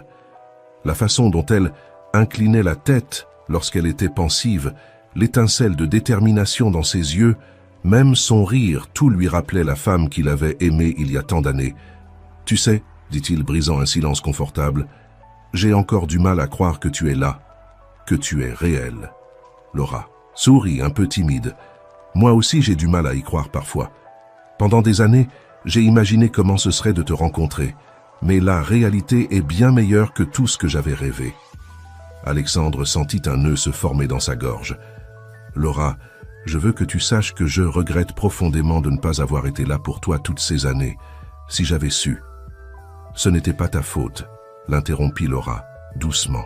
« Nous avons été victimes des circonstances et des actions d'autres personnes. L'important, c'est que maintenant nous sommes ici, ensemble. » Alexandre acquiesça, reconnaissant pour la compréhension de sa fille. « Tu as raison, et je te promets que dorénavant, je serai là pour toi, pour tout ce dont tu as besoin. » La conversation coula naturellement après cela. Ils parlèrent de l'enfance de Laura, de ses études en soins infirmiers, de ses rêves et aspirations. Alexandre écoutait attentivement chaque mot, essayant de rattraper les années perdues. C'est alors que Laura mentionna quelque chose qui capta l'attention d'Alexandre. « Tu sais, » dit-elle en jouant avec son dessert, « il y a quelque chose que je ne t'ai pas dit à propos de grand-mère Eugénie. » Alexandre se tendit en entendant ce nom. « Quoi donc ?» Laura prit une profonde inspiration avant de continuer. Il y a quelques mois, peu avant que je décide de m'approcher de toi, j'ai reçu une lettre de grand-mère Eugénie. Alexandre se pencha en avant, sa curiosité éveillée. Une lettre ? Je pensais qu'elle était morte il y a des années. Laura secoua la tête. C'est ce que nous pensions aussi, maman et moi. Mais apparemment, grand-mère a vécu tout ce temps sous un nom d'emprunt en Amérique du Sud. Que disait la lettre ? demanda Alexandre. Sa voix tendue, Laura sortit une enveloppe froissée de son sac et la tendit à son père. « Je pense que tu devrais la lire toi-même. » Avec des mains tremblantes, Alexandre ouvrit l'enveloppe et commença à lire. « Chère Laura, si tu lis ceci, cela signifie que j'ai enfin trouvé le courage de faire face aux erreurs de mon passé. Je sais que je ne mérite pas ton pardon, ni celui de ta mère, et certainement pas celui d'Alexandre. Mais avant que mon temps sur cette terre ne s'achève, je ressens le besoin d'expliquer mes actions. Il y a plus de 2 décennies, j'ai commis la plus grande erreur de ma vie en séparant tes parents. À l'époque, je croyais protéger Carmen d'un avenir incertain avec un homme ambitieux qui, pensais-je, l'abandonnerait éventuellement. Mais je me suis terriblement trompé. Au fil des années, j'ai vu comment mon mensonge a détruit non seulement le bonheur de Carmen et d'Alexandre, mais aussi le tien, ma chère petite fille. Le poids de cette culpabilité m'a poursuivi chaque jour depuis récemment. J'ai appris la conspiration contre Alexandre dans son entreprise. Utilisant mes vieux contacts, j'ai pu obtenir des informations cruciales sur les plans de Richard Lemoine et de ses complices. Ces informations sont incluses sur une clé USB jointe à cette lettre. Je sais que cela ne compense pas le mal que j'ai causé, mais j'espère que cela pourra servir à protéger Alexandre et peut-être ouvrir la voie pour que vous vous retrouviez. Laura, mon dernier, souhait est que tu trouves ton père et que tu lui racontes la vérité. Et si un jour, par miracle, il lit ces mots, « Alexandre, je suis profondément désolé. J'espère que tu pourras trouver dans ton cœur, sinon le pardon, au moins la compréhension que mes actions, bien que terriblement erronées, sont nées d'un amour mal compris. Avec tout mon regret et mon amour, Eugénie Lefebvre. » Alexandre laissa tomber la lettre, son esprit un tourbillon d'émotions. Colère, douleur, confusion et, étonnamment, une lueur de compréhension luttait pour dominer ses pensées. « Quand as-tu reçu cela ?» demanda-t-il finalement, sa voix à peine un murmure. « Il y a 3 mois, » répondit Laura. « C'est ce qui m'a donné l'impulsion finale pour te chercher. Les informations sur la clé USB ont été cruciales pour exposer la conspiration. » Alexandre se leva de table et se dirigea vers la fenêtre, regardant la nuit étoilée. Toutes ces années, toute cette douleur, cette perte, et maintenant ça. Laura s'approcha de son père et timidement posa une main sur son épaule. « Je sais que c'est beaucoup à assimiler, mais je pense que grand-mère, d'une manière tordue, a finalement essayé de faire ce qui est juste. » Alexandre se tourna vers sa fille, ses yeux brillants de larmes contenues. « Laura, je ne sais pas si je pourrai un jour pardonner complètement à Eugénie pour ce qu'elle a fait, mais je suis reconnaissant que ces dernières actions nous aient réunis. » Père et fille s'étreignirent, un moment de connexion qui avait mis des décennies à arriver. Quand ils se séparèrent enfin, Alexandre avait une expression de détermination sur le visage. « Je pense qu'il est temps que nous fassions un voyage, dit-il. Nous devons trouver Eugénie et clore ce chapitre une fois pour toutes. » Laura acquiesça, une mixture d'anticipation et de nervosité dans son expression. « Es-tu sûr d'être prêt à l'affronter ?» Alexandre prit les mains de sa fille dans les siennes. « Avec toi à mes côtés, je suis prêt à affronter n'importe quoi. » Alors qu'ils faisaient des plans pour leur voyage en Amérique du Sud, aucun des deux ne pouvait imaginer les surprises qui les attendaient encore. La recherche d'Eugénie Lefebvre ne révélerait pas seulement plus de secrets du passé, mais mettrait également à l'épreuve le lien nouvellement formé entre père et fille de façon qu'ils n'auraient jamais pu prévoir. L'avion privé d'Alexandre Monet atterrit en douceur à l'aéroport international de Buenos Aires sous un ciel printanier dégagé. Laura, qui n'avait jamais voyagé en jet privé auparavant, se sentait encore un peu étourdie par le luxe et la rapidité du voyage. « Ça va ?» demanda Alexandre, remarquant la pâleur de sa fille. Laura acquiesça, forçant un sourire. « Oui, je suis juste un peu dépassée. Tout ça, c'est très différent de ce à quoi je suis habitué. » Alexandre la regarda avec un mélange de culpabilité et de tendresse. « Je suis désolé, j'aurais dû y penser. Je te promets que nous essaierons de garder un profil bas pendant notre séjour ici. » Alors qu'il se dirigeait vers la ville dans une voiture de location discrète, Alexandre ne put s'empêcher de remarquer comment Laura observait tout avec émerveillement Buenos Aires, avec son mélange d'architecture européenne et d'énergie latino-américaine, était un spectacle pour quelqu'un qui n'avait jamais quitté son pays. Ils s'installèrent dans un hôtel-boutique dans le quartier de Palermo, loin de l'agitation du centre-ville. Une fois installés, ils étalèrent sur la table de la salle à manger tous les documents qu'ils avaient sur Eugénie. La lettre, la clé USB contenant les informations et les résultats de l'enquête privée qu'Alexandre avait commandée. Selon ceci, dit Laura en parcourant des papiers, grand-mère a vécu sous le nom d'Elena Gomez dans un petit village en dehors de la ville. Alexandre fronça les sourcils. Pourquoi choisirait-elle de vivre si près d'une grande ville si elle voulait se cacher? Peut-être, réfléchit Laura, qu'une partie d'elle voulait être trouvée. Le jour suivant, père et fille se rendirent au village, indiqué dans les documents. C'était un endroit pittoresque, avec des maisons coloniales et des rues pavées. Les habitants les regardaient, avec curiosité, peu habitués à voir des étrangers. Après avoir posé des questions dans plusieurs endroits, ils arrivèrent finalement à une petite maison, à la périphérie du village.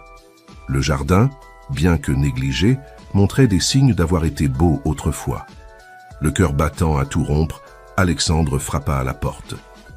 Quelques instants qui semblèrent éternels passèrent, avant que des pas lents ne se fassent entendre. La porte s'ouvrit, révélant une femme, âgée, aux cheveux blancs et au visage ridé, mais dont les yeux brillaient encore d'intelligence. Eugénie Lefebvre, ou Elena Gomez comme elle se faisait, appelée maintenant, les regarda avec une mixture de surprise et de résignation. « Je savais que ce jour viendrait, » dit-elle d'une voix fatiguée. « Entrez, nous avons beaucoup à discuter. » Une fois à l'intérieur, assis dans un salon modestement meublé, le silence devint presque tangible. Ce fut Eugénie qui le rompit finalement. « Alexandre » commença-t-elle, la voix tremblant légèrement. « Je sais qu'il n'y a pas de mots pour compenser le mal que j'ai causé, mais je veux que tu saches que chaque jour de ces 22 dernières années, j'ai vécu avec le poids de mon erreur. » Alexandre, qui avait imaginé ce moment des milliers de fois, se trouva sans voix. Ce fut Laura qui parla. « Grand-mère, » dit-elle d'une voix douce mais ferme. « Pourquoi? Pourquoi avoir maintenu le mensonge pendant si longtemps ?» Eugénie ferma les yeux, comme si le poids de ses actions était trop lourd à supporter. Au début, c'était par fierté. Je croyais protéger Carmen. Mais avec le temps, c'était la peur. La peur de faire face aux conséquences, la peur de perdre ma fille et ma petite-fille. « Et maman ?» demanda Laura. Elle n'a jamais su la vérité. Eugénie secoua la tête. Carmen a découvert une partie de la vérité peu avant de mourir. C'est alors que je me suis exilé ici. Je ne pouvais pas affronter sa douleur, sa déception. Alexandre, qui était resté silencieux, parla enfin. Sa voix était basse, contenue, mais chargée d'émotion. « Tu nous as tout volé, Eugénie, des années, que nous ne pourrons jamais récupérer. Des moments que nous ne vivrons jamais. Comment as-tu pu être si égoïste ?» Eugénie ne tenta pas de se défendre, des larmes silencieuses coulaient sur ses joues. « Je n'attends pas ton pardon, Alexandre. Je voulais seulement que tu connaisses la vérité, avant qu'il ne soit trop tard. » Ce fut alors qu'Eugénie se leva lentement et se dirigea vers un vieux bureau dans un coin de la pièce. Elle en sortit une épaisse enveloppe manille. « Ceci, » dit-elle, en l'attendant à Alexandre, « c'est tout ce que j'ai gardé de vous deux au fil des ans. Lettres, photographies, coupures de presse. J'espère que cela pourra vous aider à retrouver une partie de ce que vous avez perdu. » Alexandre prit l'enveloppe avec des mains tremblantes. Laura s'approcha de lui, posant une main sur son épaule en signe de soutien. Alors que père et fille commençaient à explorer le contenu de l'enveloppe, découvrant des fragments d'une vie qui aurait pu être, Eugénie les observait en silence. À ce moment-là, tous, trois comprirent que même si le passé ne pouvait être changé, l'avenir restait à écrire. La visite à Eugénie avait apporté des réponses, mais aussi de nouvelles questions. Alexandre et Laura pourraient-ils réellement pardonner? Comment cette révélation affecterait-elle leur relation nouvellement formée? Et plus important encore, que ferait-il des connaissances qu'ils possédaient maintenant? Alors que le soleil se couchait sur le petit village argentin, la famille Monet-Lefebvre faisait face à un avenir incertain, mais plein de possibilités. Le vol de retour fut silencieux. Alexandre et Laura étaient plongés dans leurs pensées, essayant de digérer tout ce qu'ils avaient découvert en Argentine. L'enveloppe qu'Eugénie leur avait donnée reposait entre eux, un trésor doux amer de souvenirs et de possibilités perdues. Lorsque l'avion atterrit finalement, il faisait nuit, les lumières de la ville brillaient comme des étoiles tombées du ciel, rappelant que la vie continuait, ignorant les drames personnels qui se déroulaient en son sein. « Laura », dit Alexandre alors qu'il se dirigeait vers la sortie de l'aéroport, « je sais que ce voyage a été intense. Voudrais-tu rester chez moi ce soir? Nous pourrions examiner le contenu de l'enveloppe ensemble. » Laura acquiesça, reconnaissante, « J'adorerais, papa. » Ce mot, « papa », sonnait encore étrangement sur ses lèvres, mais chaque fois qu'elle le prononçait, elle sentait qu'une pièce de plus s'imbriquait dans le puzzle de sa vie. Une fois dans le manoir Monet, père et fille s'installèrent dans le confortable bureau. Maria, la gouvernante, leur apporta du thé et des biscuits avant de se retirer discrètement, sentant l'importance du moment. Avec des mains tremblantes, Alexandre ouvrit l'enveloppe. La première chose qu'il en sortit fut une photographie quelque peu décolorée. Sur celle-ci, une jeune Carmen souriait à la caméra, son ventre légèrement arrondi sous une robe d'été. « Cela doit être maman quand elle était enceinte de moi », murmura Laura, touchant l'image avec révérence. Alexandre acquiesça, incapable de parler. Voir Carmen, jeune et radieuse, sachant qu'il n'avait jamais pu partager ces moments avec elle, lui brisait le cœur. Ils continuèrent d'explorer le contenu de l'enveloppe, des lettres d'amour jamais délivrées, des coupures de presse sur les succès professionnels d'Alexandre, même une petite mèche de cheveux blonds qui ne pouvait appartenir qu'à Laura lorsqu'elle était bébé. À mesure que la nuit avançait, père et fille reconstruisirent l'histoire de leur famille, remplissant les vides avec chaque nouvelle pièce d'information. Ils rirent, pleurèrent et commencèrent peu à peu à guérir. Lorsque le soleil commença à pointer à l'horizon, Alexandre et Laura se retrouvèrent assis sur le balcon, observant le lever du soleil. « Tu sais, » dit Alexandre en rompant le silence confortable, « pendant des années, j'ai pensé que mon héritage serait Monet Télécommunications. Je croyais que c'était la chose la plus importante que je laisserais derrière moi. Mais maintenant... » « Maintenant quoi ?» demanda doucement Laura. Alexandre la regarda, ses yeux brillants d'une mixture d'amour et de détermination. « Maintenant, je sais que mon véritable héritage, c'est toi, Laura, et je veux passer le reste de ma vie à être le père que j'aurais toujours dû être. » Laura sentit les larmes monter à ses yeux. « Papa, je ne sais pas quoi dire. »« Tu n'as rien à dire, » répondit Alexandre en prenant sa main. « Promets-moi juste que tu me donneras à l'occasion de faire partie de ta vie, de te connaître vraiment. » Laura acquiesça, serrant la main de son père. « Je te le promets. » À cet instant, alors que le soleil montait dans le ciel, illuminant la ville qui s'éveillait, Alexandre Monet prit une décision. « Laura, dit-il, j'ai réfléchi. Je veux faire quelque chose de significatif avec tout ce que nous avons appris. Que dirais-tu si nous créions une fondation? Nous pourrions aider à réunir des familles séparées, offrir des bourses aux étudiants en soins infirmiers en l'honneur de ta mère. » Les yeux de Laura s'illuminèrent. « Ce serait merveilleux, papa. Et peut-être pourrions-nous inclure un programme pour aider les personnes âgées, comme grand-mère Eugénie? Des personnes qui ont commis des erreurs mais cherchent la rédemption ?» Alexandre sourit, surpris et fier de la compassion de sa fille. « C'est une excellente idée, Laura.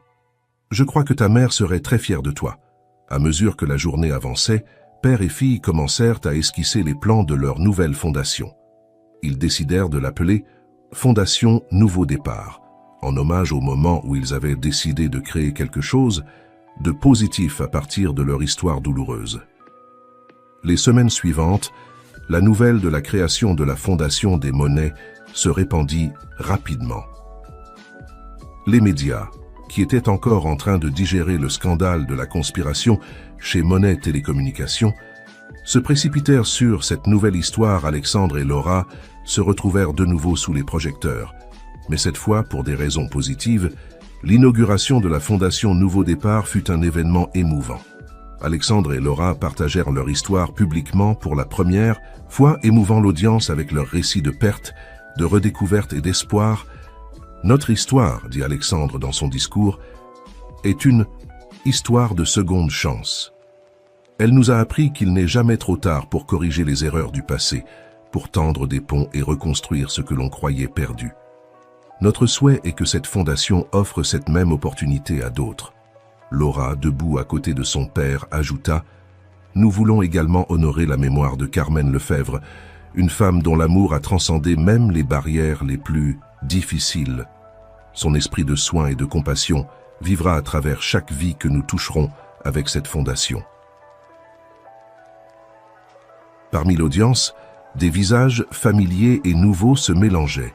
Il y avait les anciens employés d'Alexandre, fiers de voir leur patron dans cette nouvelle étape de sa vie. Il y avait aussi des infirmières et des médecins de l'hôpital où Laura avait travaillé, émus de voir comment leurs collègues utilisaient sa nouvelle position pour faire le bien. Et dans la dernière rangée, presque cachée parmi la foule, une figure familière observait tout avec des larmes aux yeux. Eugénie Lefebvre, qui avait voyagé en secret depuis l'Argentine, contemplait avec un mélange de regret et de fierté comment sa petite fille et l'homme qu'elle avait autrefois séparé de sa fille étaient maintenant unis, créant quelque chose de beau à partir de la douleur qu'elle avait causée. Lorsque la cérémonie prit fin et que les gens commencèrent à se disperser, Eugénie s'approcha timidement d'Alexandre et de Laura. « Je ne savais pas si je serais la bienvenue, dit-elle d'une voix tremblante, mais je devais venir, je devais voir cela de mes propres yeux. » Laura fut la première à réagir, étreignant sa grand-mère avec force. « Je suis contente que tu sois là, murmura-t-elle à Alexandre. Après un moment d'hésitation, tendit la main à Eugénie. « Merci d'être venue, dit-il simplement. Ce n'était pas un pardon, pas encore, mais c'était un début cette nuit-là. Alors que la ville sombrait dans l'obscurité, Alexandre se retrouva une fois de plus sur le balcon de son manoir. Laura le rejoignit, tous deux contemplant les lumières de la ville, dans un silence confortable. « Tu sais, dit enfin Laura, maman disait toujours que les étoiles sont les âmes de nos proches, veillant sur nous. » Alexandre sourit, ses yeux brillants de larmes non versées. « Ta mère a toujours été une romantique, mais j'aime à penser qu'elle a raison, que d'une certaine manière elle est ici avec nous, regardant ce que nous avons accompli. »« Elle est là, » affirma Laura avec conviction. « Que je peux la sentir. » Père et fille restèrent en silence un moment de plus, chacun perdu dans ses pensées. Finalement, Alexandre parla. « Laura, je sais que je ne peux pas récupérer les années que nous avons perdues, mais je veux que tu saches que, quoi qu'il arrive, je serai toujours là pour toi. Tu es ce qui compte le plus pour moi. » Laura posa sa tête sur l'épaule de son père. « Je le sais, papa. Et toi, est ce qui compte le plus pour moi. Je suis reconnaissante que, malgré tout, nous ayons trouvé le chemin l'un vers l'autre. » Tandis que la nuit avançait, Alexandre et Laura Monet restèrent ensemble, contemplant l'avenir avec espoir et détermination. Ils savaient que le chemin à venir ne serait pas facile, qu'il y aurait encore des obstacles à surmonter et des blessures à guérir. Mais ils savaient aussi que, tant qu'ils se tenaient l'un à l'autre, ils pouvaient affronter tous les défis que la vie leur réservait. Et quelque part, au-delà des étoiles, Carmen Lefebvre souriait, sachant que son amour avait triomphé de toutes les adversités, réunissant enfin la famille dont elle avait toujours rêvé.